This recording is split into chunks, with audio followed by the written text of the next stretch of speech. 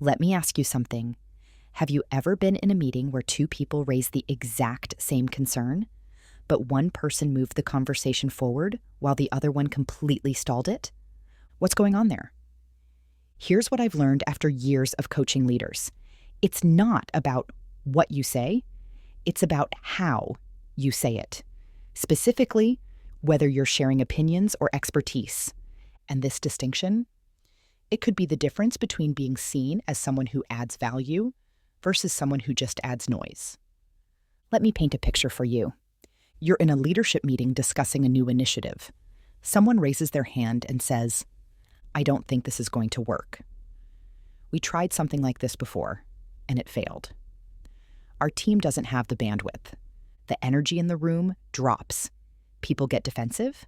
Suddenly everyone's shutting down instead of problem solving.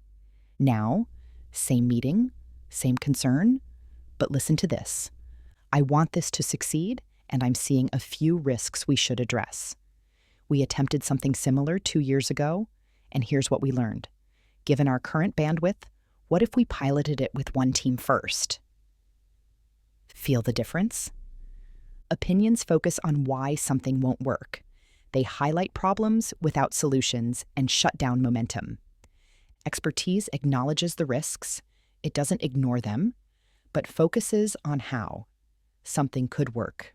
It offers pathways forward while still being realistic about challenges. When you share expertise instead of opinions, people lean in. They listen. Because you're not just pointing out potholes, you're helping pave the road.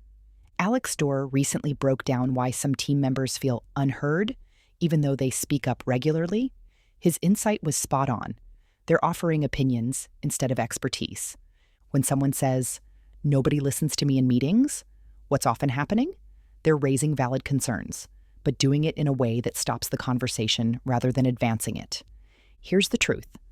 Organizations value expertise. They need people who don't just identify problems, but help solve them. And the good news? This is a skill you can develop right now. Let me give you 3 ways to make this shift. First, before you speak up, ask yourself, am I about to explain why this won't work or offer a way it could work? If it's the former, pause and reframe. Second, use the yes and framework. Yes, this is ambitious given our timeline, and here's how we could break it into phases. Keep momentum going. Third, ground your input in specifics. Instead of, "I don't think customers will like this," try, "Based on Q3 feedback, customers prioritized X. How does this initiative address that?" You're adding context and inviting discussion.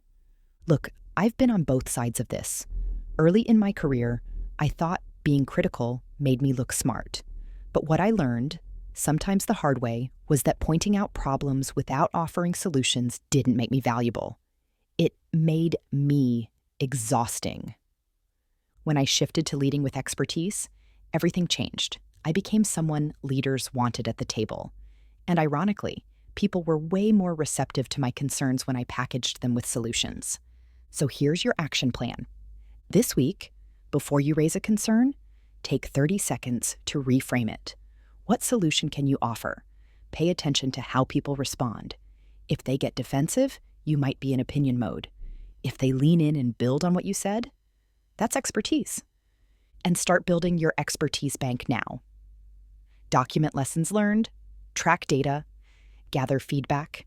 The more you can ground your input in real experience, the more valuable your voice becomes. Same concerns. Completely different impact. The choice is yours. Thanks for being here today, deliberate leaders. Now get out there and lead with expertise. Until next time.